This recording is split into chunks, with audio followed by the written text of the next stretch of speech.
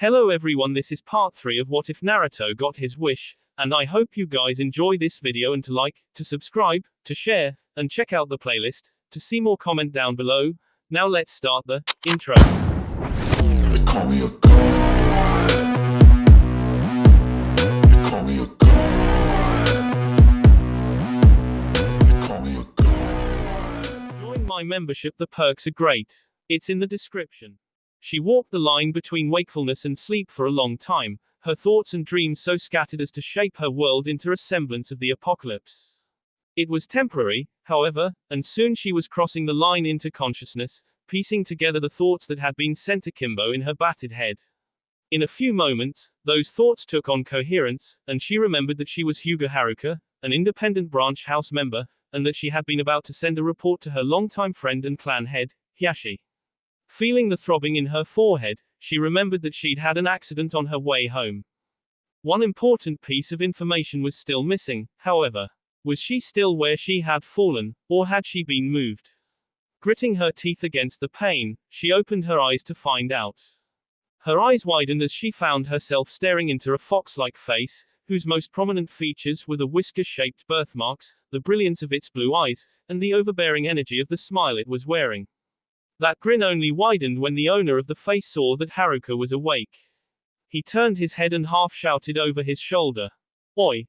Ero Sennin, she's awake." Haruka moved to sit up, and the boy, who she now recognized as Uzumaki Naruto, jailer of Kyubi, rose to his feet as he was joined by the third occupant of the room, who she immediately saw was the legendary Jiraiya. Her face concealed the surprise that she felt at waking up under the watch of these two. How had she ended up in the hotel room of the ninja she had been stalking all week? She didn't have to wait long for her answer, as the Uzumaki boy had opened his mouth again. "Nei-chan, are you okay? Ero Sennin found us after we hit each other on the fence. I'm pretty hard-headed," he said, rapping his own head in demonstration, "but I don't know you. Does it hurt a lot?" As he spoke, Haruka could see his apology. It was blatantly obvious in his body language. He seemed to deeply regret what his thick-skulled ness had inflicted. Haruka had, of course, been observing him since he'd arrived, but during that time she had seen only his determination for getting stronger, and his rage at his master's folly. Now, away from the rocky outcropping that he'd adopted for a training field, she was seeing another aspect of the annoyingly loud, dangerously powerful teenager. Was I unconscious a long time, to make him this worried, or is he naturally this considerate? If the latter were true, she may have needed to re-evaluate his level of threat to Konoha.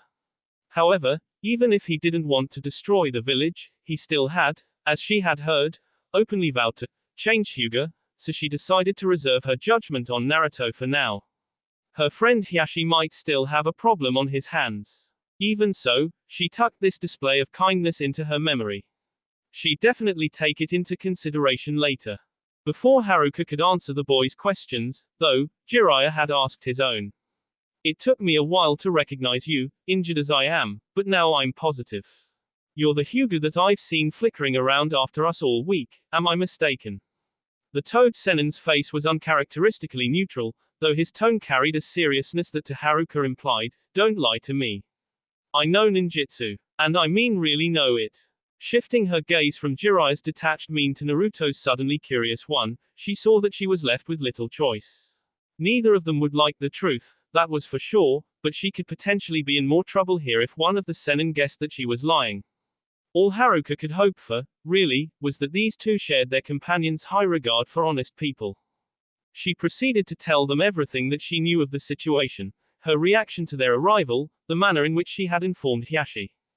Her concern at Naruto's frequent displays of demon power and the potential threat that she saw in him, Hiashi's concern, maybe fear, about Keisuke of the Grave and the all-too-familiar power that he had obtained, and how Haruka had accepted his request to test him.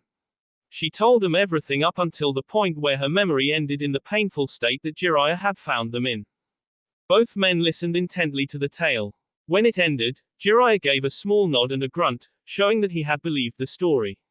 Naruto, however, still had questions. But, Haruka Nei-chan, Haruka was at a loss at this, since nobody had ever called her sister. Why would your clan head be afraid of Keisuke's Rokuju Yonreud? I've never heard of it doing anything really destructive. Haruka was slightly taken aback. Has the Uzumaki boy been taught nothing of his father's past? Nonetheless, she did not hesitate in her answer. The power that Keisuke-san names the 64 ghostly arms is the power that, guided by a very skilled ninja, almost forced an end to the current Hyuga clan system of main and branch houses. Hiyashi probably thinks that if Keisuke-san gained the same mastery of it as that ninja did, then he would have both the means and the motivation to finish the job. Hiyashi is a longtime friend of mine, so I'm trying to do him a favor by keeping an eye or two on him, and on you. Naruto frowned. Okay, I understand that, he said, but you're a branch house member, right? Why would you be friends with the man who let that ugly seal get put on your forehead? Hiyashi wasn't clan head when I received the seal, Haruka replied, so my curse isn't really his fault. If it helps you to hear against the main house, my parents didn't like the system much. They took me out of the village, and we all became independents, completely free of all clan binds except the caged bird seal, which was there to prevent the Byakugan from falling into the hands of our enemies. I don't dabble in clan politics much, the rift between the houses doesn't concern me. The blonde demon vessel pondered a moment, and then voiced what seemed to be his final opinion. I like your parents, he said, anyone that doesn't like the way the Hyuga clan runs is someone I can relate to. His foxy smile then lit up his face. I think I like you, too, Nei-chan. You don't hate the clan system, but you don't really support it either, so you're okay. And your eyes aren't cold like most people's. Reminds me of some friends back home. At this last remark, Haruka was once again surprised. Eyes aren't cold. It was then that she realized just what kind of person that Uzumaki Naruto was.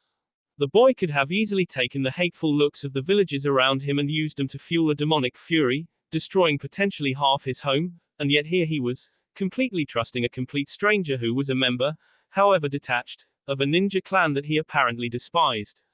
Hell, he even likened her to some friends back home. Struck by a sudden curiosity, Haruka asked, Naruto-kun, you have befriended Hyuga before. Naruto broke out of his reverie with his grin plastered on his face. Yep, much as I don't like most of them, there are a few of them who aren't that bad. He looked out of the hotel window, into the light of the crescent moon. I wonder how they are. Neji, Hinata. For somewhere on the order of 5 hours, the two Hyuga cousins had been trading blow after blow after blow. It was only practice, so the open palm Juken strikes had no force behind them, yet after 50 or so practice matches, both combatants were as winded and as bruised as though they had just come out of a particularly unruly mosh pit. The sun-parched earth beneath them was stained with sweat and scuffed up by two pairs of feet repeatedly scrambling to gain or maintain balance. The setting sun glinted on their plated headbands as they fought to catch their breath, having just finished an unbelievably close sparring match. Normally, Hyuga Neji was nonplussed by this level of grueling activity. His teammate, Rock Lee, had a sort of neurotic obsession with intense physical strain, and made a point of dragging him out to their practice field for long sparring sessions, particularly when it was least convenient to him. As a result, extreme physical activity had long ceased to bother Neji, and after a while, he had begun to appreciate its value, his stamina having increased considerably.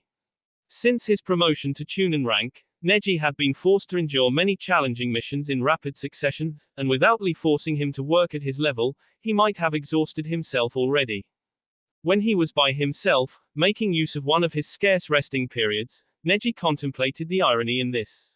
Before his first failed Chunin examination, Neji had regarded Lee as a hyperactive, talentless fool, who was doomed to a fate of inferiority. Indeed, he had labeled quite a lot of people that way, his cousin Hinata included.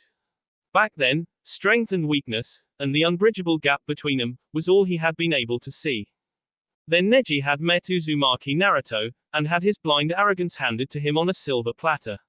For the village full to defeat the number one strongest genin, the prodigy of the Hyuga clan. Unthinkable by Neji's old standards, and yet it had happened. On that day, his outlook on life, as well as his comrades, had begun to change. Rock Lee, youth-obsessed psychotic though he was a dependable and loyal teammate. Uzumaki Naruto, although loud and thick-headed, was a capable fighter and a fierce protector of those who didn't deserve harm.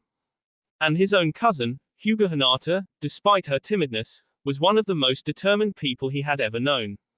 Though she had lost 39 of the 50 practice matches they had fought that afternoon and both of them were nearly on their feet, she had refused all of his beseeching to call it a day and go home. The old Hyuga Neji might have called it foolishness.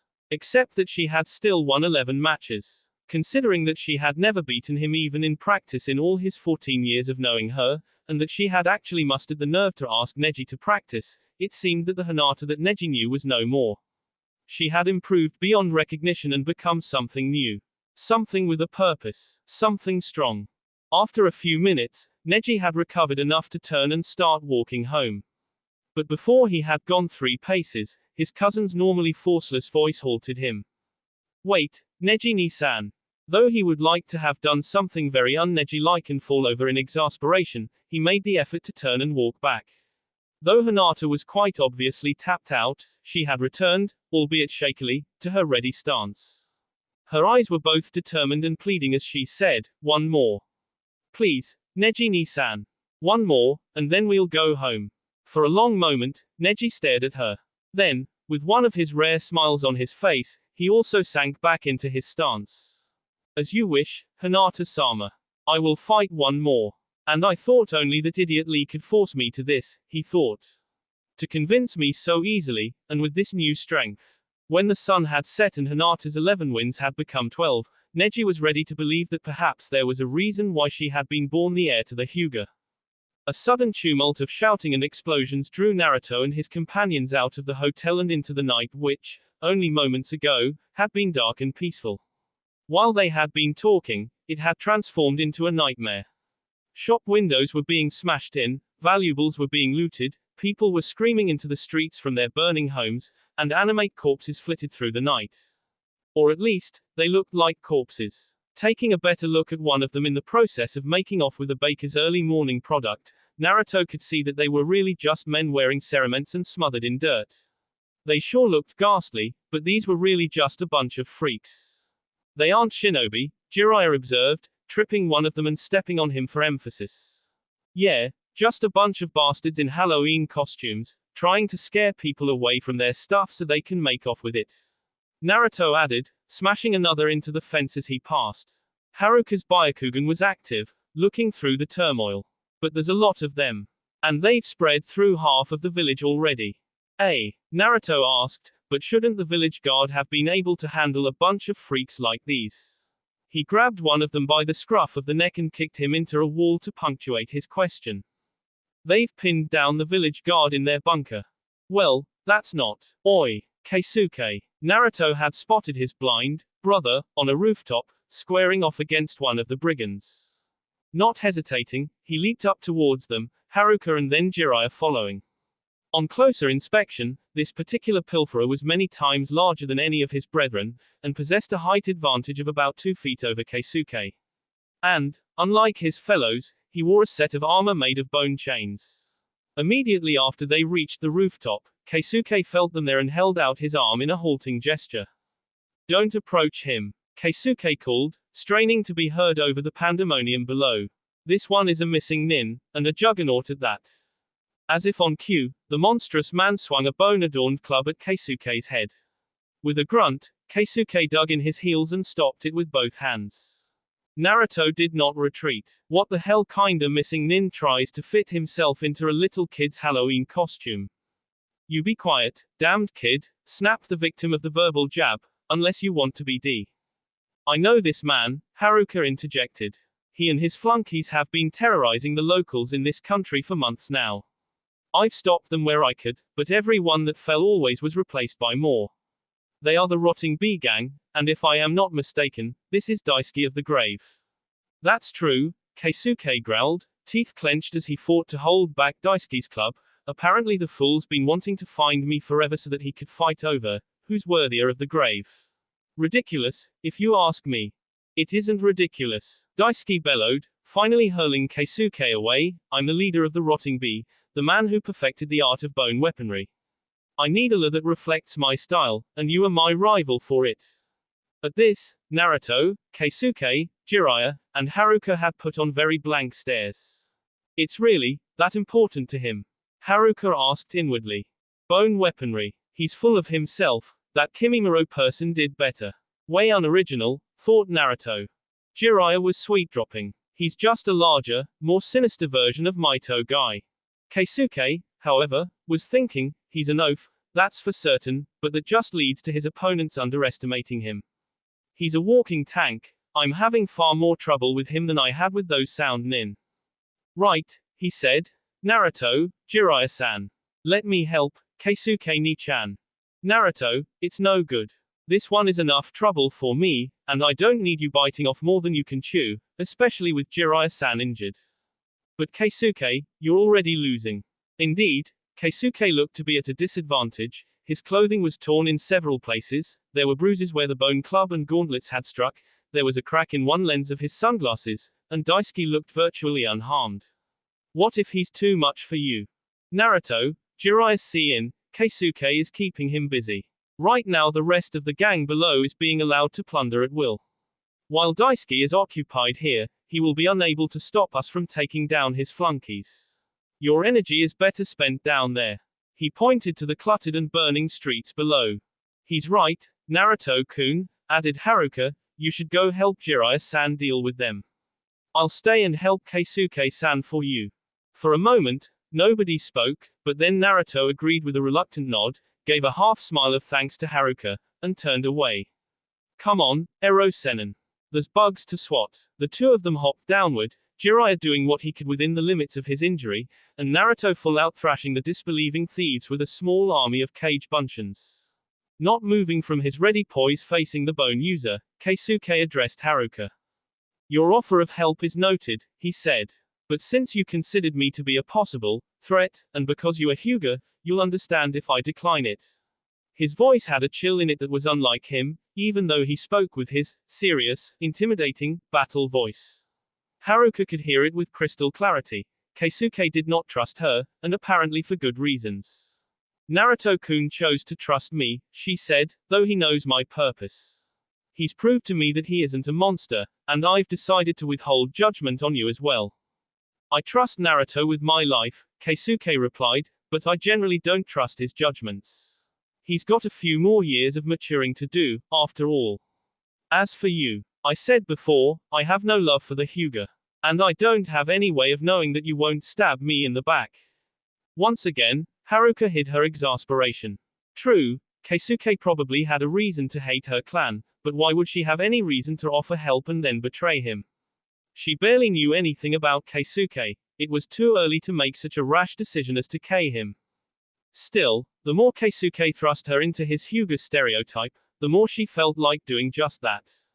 Meanwhile, Daisuke had been growing impatient. Finally, it seemed as though he could wait no longer, and charged Keisuke with his humongous club.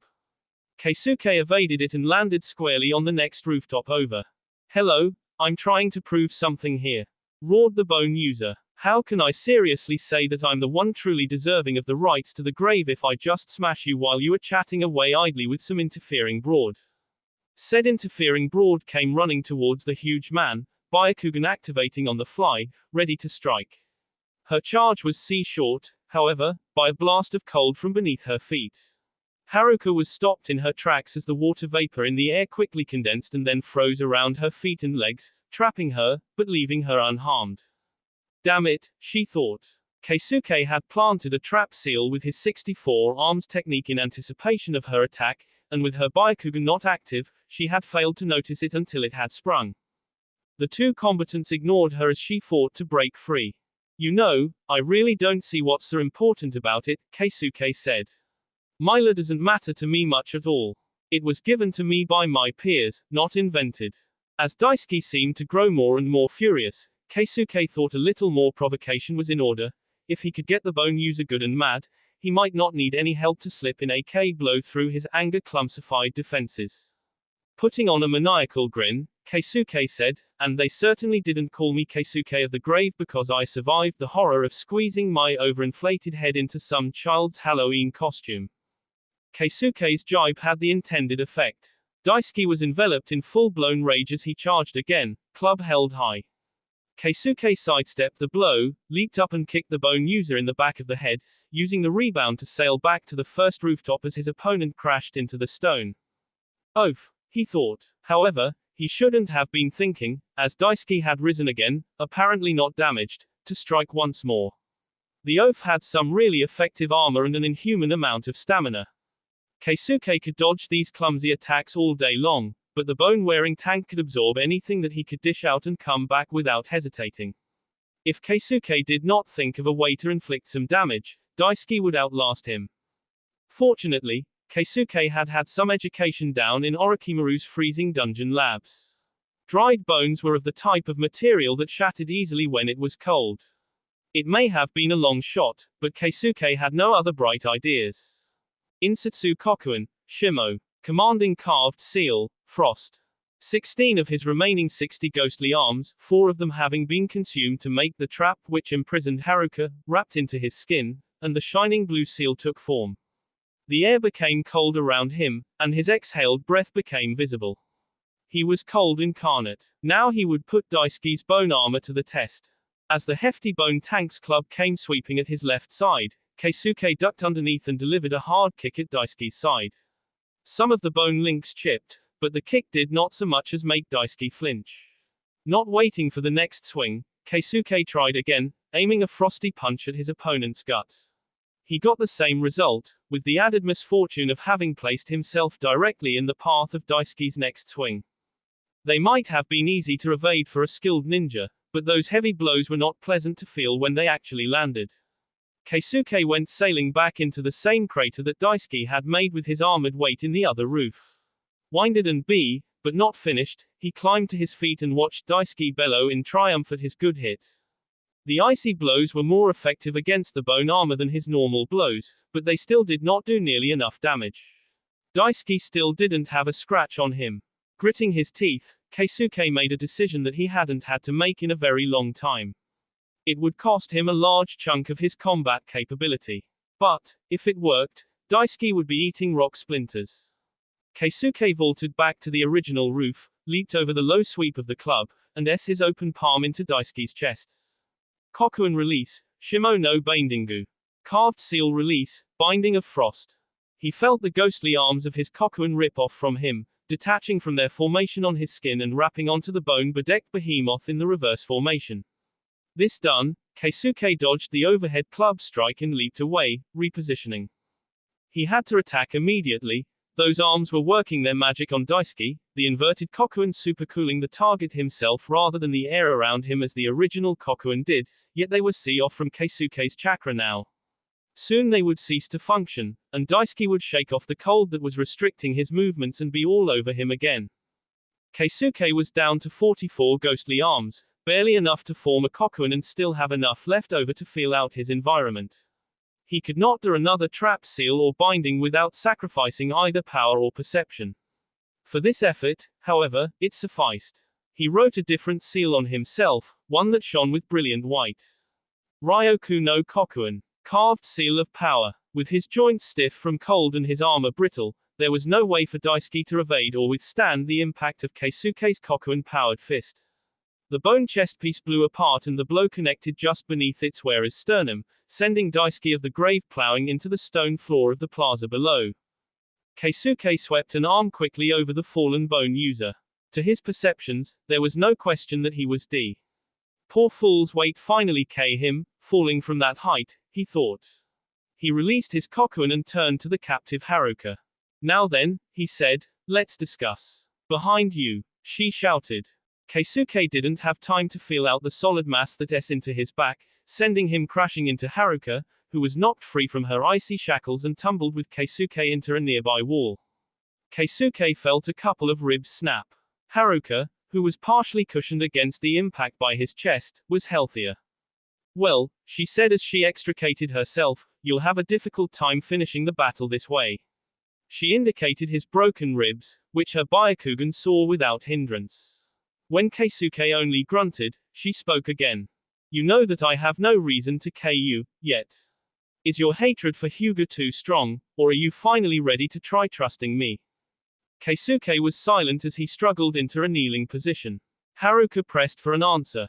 He has a powerful genjutsu which allows him to feign death too completely for a wave of your feelers to detect. Other than his obscene stamina, it looks like the only thing that qualifies him as a ninja. But he can't fool my eyes. Do you want my help or don't you? Daisuke landed on the street 50 yards away and started walking towards them. There was murder in his eyes. Hesitating only a moment longer, Keisuke finally assented. If you must. Haruka nodded. At last, it seemed, they were breaking through Keisuke's stereotyping habit. Stay here, she said. You removed his armor, but he's still thick-skinned. My Juken will punch through that. Just stay out of the way so you don't aggravate that injury. I'll stay right here, Keisuke said, but if you think I'm letting you take all the glory, you're wrong. As he spoke, Haruka saw several of his ghostly arms move toward her. They hovered near her tenketsus, and as Haruka felt a pressure from them, she was surprised as she realized that they were trying to force their way into her chakra coil system. Let them in, Keisuke said. Surrender to them. Haruka quailed for a moment, shocked at the prospect of the invasive arms. Then she recovered herself and set her jaw in determination. Keisuke had taken long enough to trust her, why should she sink to his level by taking just as long? Resolutely, she took a deep breath, and relaxed. Then the arms pushed into her tenketsus, and her world was expanded. Haruka found that she could feel everything that Keisuke could. The ghostly arms that were not connected to her brushed over objects around them, and she could feel them as though she had touched them with her own hand. She did not control the arms. That, apparently, was still Keisuke's department, but she had access to all of the information that Keisuke absorbed through his senses. As she became more aware of the connection, Haruka also found that she had access to Keisuke's reserves of chakra. They were waiting, untapped, within his body, ready to be used by either of them at a moment's notice. Niece, isn't it? Keisuke said, smirking. It's not something I get to do very often, as most people object to having me stick things in them. But the synchronization technique is very nice when I can use it. This is one of the only times that I can have access to eyes. How fortunate that you have such good ones, eh? Haruka had to agree that it was very nice, though the invasiveness was unpleasant at first. Having that extra set of feelers in addition to the Byakugan made her feel as though nothing in the world could hide from her, and the access to that extra chakra was very comforting. It has some limitations. If you move too far from me, the connection will break, and if you aren't careful, you might drain more chakra from me than is healthy. But I trust with the Hyuga's exceptional chakra control, that shouldn't be a problem, should it? Haruka ignored the bitterness in his tone. For now, she concentrated on the tank in the shredded armor lumbering toward her. Idle chatter again, eh? He said, shaking his large head. And now the broad is going to fight. Keisuke, you are unworthy of the grave. Yet, for the purpose of sport, I will oblige you. And Daisuke charged Haruka, club Ed back for a crushing blow. Unable to stray from Keisuke due to the leash provided by the synchronization technique, Haruka did not rush to meet the charge, but waited in a ready stance for the attack to come. But Daisuke, with his rage now diminished some, was no longer attacking blindly and head-on. Stopping 10 feet short of her, he dug his club into the street and flung heavy chunks of rock at her in one of his rare instances of brilliance. This was a folly, however. Between Keisuke's feelers and her Byakugan, not a single rock could escape her notice. Though she could have easily dodged or blocked all of them, Haruka decided that the brute might respond better to a show of more force. Drawing on both Keisuke's chakra and her own, she flung herself into a rapid spin. Hakusho Kaiten. Fueled by two sources of chakra, the swirling force not only crumbled the rocks, but reached out to knock Daisuke off of his feet. He skidded to a halt 30 feet away and fought to rise. But by the time he had climbed shakily to his feet again, Haruka's open palm drove a doubly powerful bolt of chakra into his abdominal cavity. Daisuke reeled as his innards rattled and squirmed in his body, and Haruka smiled in her victory. Haruka's eyes confirmed it. Daisuke was not going to be fighting for a long time. Deactivating her Byakugan and closing Keisuke's arms out of her tenketsus, she turned to walk back to the blind man, intending to give him an exultant, "I told you so." In doing so, however, she opened herself to Daisuke's final act of desperation. "You," rumbled the bone user, "you will." Haruka gasped in shock. Why the hell hasn't he collapsed yet? She struggled for freedom.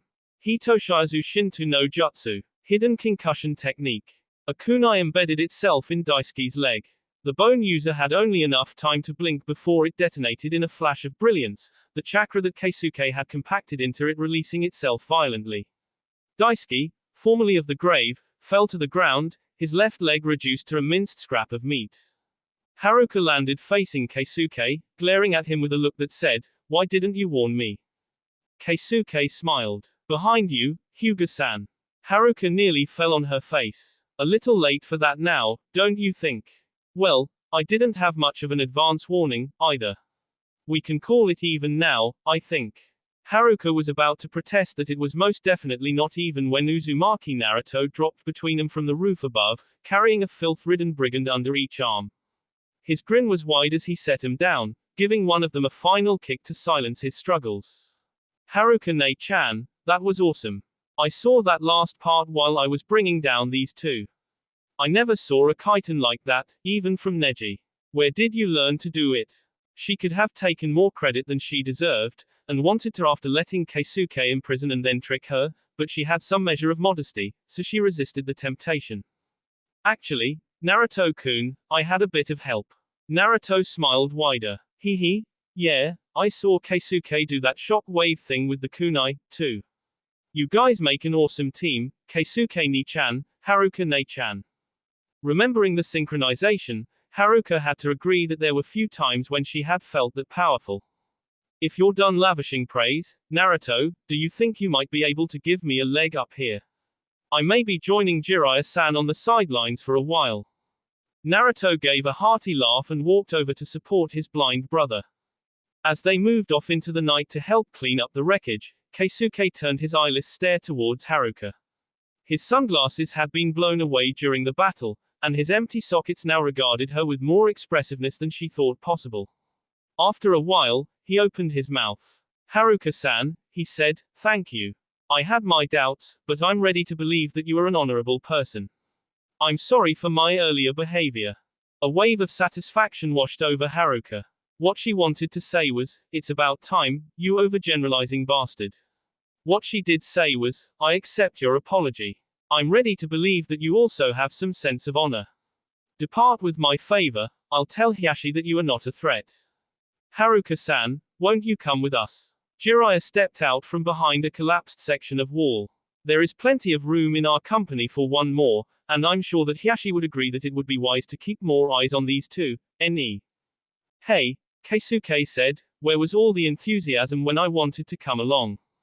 "It's 'cause Haruka's a woman, ni-chan," Naruto said. "We all know Ero Sennin's real reason for wanting her around." Jiraiya whacked his head. "See him off. Quiet, Naruto. And who's an Ero Sennin?" Haruka couldn't help but grin a little at that. Their energy was just much too catching. "Jiraiya-san," she said, "I think I'd like that. I've been here for 13 years. Maybe it's time that I moved on. And why not move on with our motley crew, huh?" Jiraiya said. He gave his own impression of the nice guy pose. Naruto returned Ero Sennin's punch to the head. Keisuke sulked a little bit but was too tired to complain. Haruka's smile broadened, and the four of them walked, or in Keisuke and Jiraiya's case, hobbled, back to the hotel. They had proven their worth this night. On the horizon, the sun brought their morning upon them. Once again, the exquisite taste of the miso ramen performed its magical restoration upon Uzumaki Naruto. Ramen was his oldest friend, his most reliable source of solace in the world since he had learned to eat it. "But you're not my only friend anymore, are you, miso?" thought the blonde genin happily. "I've got friends in Konoha, allies in Suna, in Wave, in Waterfall, in Snow and Bird and Tea. Hell, I even managed to find some out here in Nowhere Land. Even better, Keisuke-ni-chan and Haruka-ne-chan are great training partners. So good, in fact, that Naruto had been spending most of his time pestering them to practice with him, even causing Keisuke to almost collapse in exhaustion on a few occasions. While Keisuke may not have liked it much, Naruto was having the time of his life, improving to the point where he almost didn't know himself. His mastery of Kage Bunshin was such that he had been able to make one clone withstand a direct Juken strike on one or two occasions, and even the combined detection skills of Haruka and Keisuke could never tell which one was the true Naruto anymore. He was able to call up Rasengan almost at will, to the downfall of many rocks and logs taking the place of Keisuke through Kawarimi no Jutsu. He was growing ever more skilled at recognizing the correct move for a specific situation. And, most notably, Haruka's Byakugan had helped him to find his Tenketsu points and awaken his own Rokujuon Reud, at which Keisuke had been both magnificently proud and sorely chagrined, knowing that he was going to be buying a large amount of ramen when he returned to Konoha. While this opened up a whole new range of possibilities for Naruto, Jiraiya was nearly back to his full health, meaning that the grueling cycle of pain and gain would soon resume. However, Keisuke had promised him that they would find time to work on it, and Naruto had faith in that, at least. So it was that he found himself in a local ramen restaurant, contemplating his new strength. He would improve this power and become stronger. Then he would bring back Sasuke team from that bastard, the Snake Sennin. And when that was done, he and Sakura would wipe out Itachi and Akatsuki so that Sasuke would never abandon the village again. Naruto knew that this wasn't an easy goal. There wasn't a day that went by when he didn't imagine himself or someone he knew getting hurt or killed on this redemptive, retributive crusade. However, this was what he had vowed to do, and because he was Uzumaki Naruto, he would see that it was done even if he had to crush his own heart and soul to do it. Hopefully, though, that wouldn't happen. After all, when all this was done, there was still the Hokage name to earn. And now he had even more reason to see the Hyuga clan reformed. Besides creating a better world for his friends Hinata and Neji, Haruka Ne-chan was nice. It wouldn't make him happy if she had to live with that kind of system.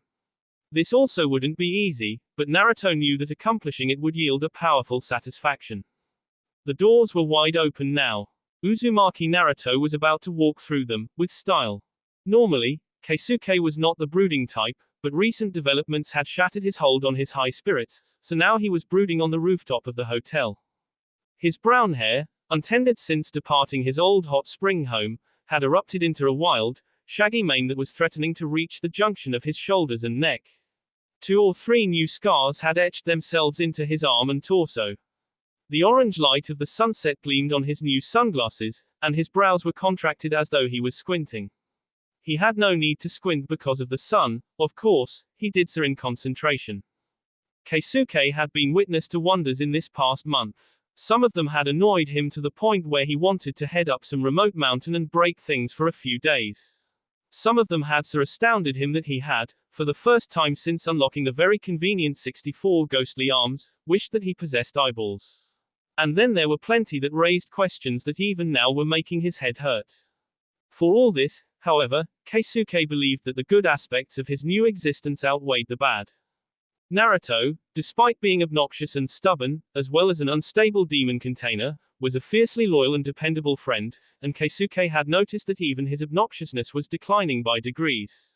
Keisuke was more than glad to be his surrogate big brother, and was looking forward to teaching Naruto all that he could about their mutual power between Jiraiya's lessons.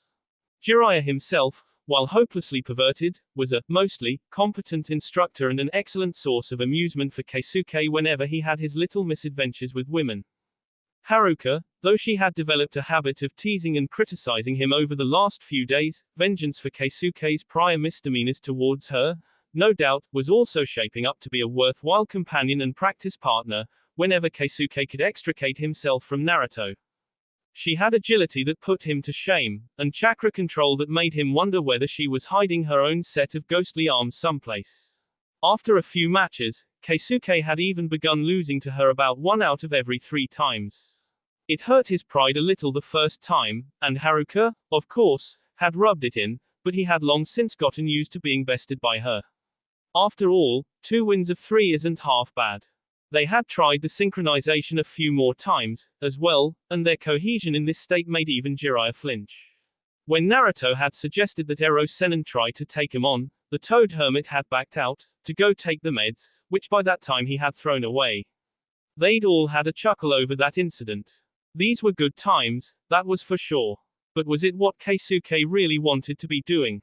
When he had awakened in his tomb and escaped the serpent's lair 7 years ago, he had had only 2 things that mattered in his sightless world, pain, and the determination to find and exterminate the demon that allowed him to wake up to that pain. This drive had halted momentarily when he'd reached Konoha and met Naruto the first time, learning that there was more than pain left in the world. But then the drive had renewed itself when he had discovered what had become of the Hyuga, children of his child. Keisuke had set out from Konoha that day with the purpose of finding his old tormentor.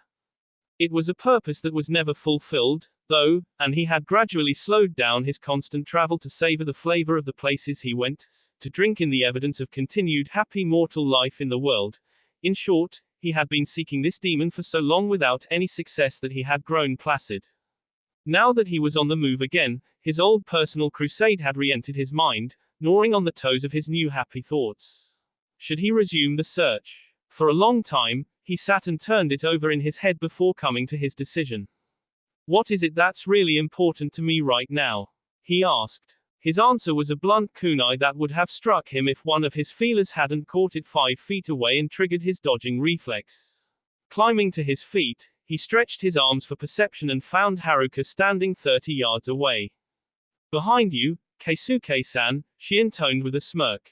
They had been trading playful rear surprise attacks back and forth since the Daisuke incident. Naruto-kun wanted to know if you'd be joining him tonight by the river at the usual time. He wants to go over his altered Reud formation, but he worries that he may have overdone it this morning and wants to know if you're up for it. Keisuke could read the teasing attitude in her aura and the tone of her voice as he dusted himself off, but he wasn't up for playing her game at the moment. Unfortunately, Haruka's eyes were not anything special at the moment, so she failed to understand that. Still smirking, Haruka said, "So, are you going to make it, blind man? Or do you need to lean on my vision again?" Sighing, Keisuke gave into the abuse. "I don't think so, Hyuga. As I recall, the last time I synchronized for your vision, you see it off abruptly and let me fall 50 feet before I could get my arms untangled to feel around again. That's what happens when you use up all those arms for seals. Wasn't that the whole point of the exercise, to see how effective the Kokuin could be if I didn't have to save any arms for perception? Well, you could have tried a little harder to stay in range for the sync. The same is true of you." "No, it isn't. I had a rock face on that side of me." Exasperated, Keisuke thrust his hands into his pockets. "Fine, you win today. I'm not in the mood." Haruka frowned. "Oh, don't give me that excuse. I know you've got plenty of futile argument left in you." Keisuke shrugged, and moved to the edge of the roof. "Nevertheless. All right, so you really are in a sour mood," said Haruka. "Well, your reflexes are fine, so you shouldn't have a problem meeting Naruto-kun this evening. I'll tell him that you will be there as planned." In response, Keisuke gave a nod. Haruka nodded back. "I expect you to come back in a better mood. If Naruto-kun's attitude doesn't put a spark back in you, then maybe I will have a monster to hand over to Hiyashi. Nothing human can keep moping around with that kind of energy nearby." With that, she left. Keisuke, however, remained on the roof a moment longer. That's right, he thought, I have a brother to live for. Old demons weren't important now, if they even existed anymore. Naruto had a concrete path ahead of him with clear checkpoints and a defined goal at its end, while Keisuke's old crusade had no established direction and no end in sight. And Naruto was youthful and exuberant, fun to be around, while Keisuke's solitary journey had been a thoroughly depressing experience by comparison. And all of this aside, Keisuke still owed Naruto for the bee that had granted him his life and new power to live it with. As Keisuke leaped from the roof into the sunset and headed towards the river, he also started down the new road of his life, the one that ran parallel to that of the blonde, orange-clad Hokage to be whose life's bee he carried in his veins.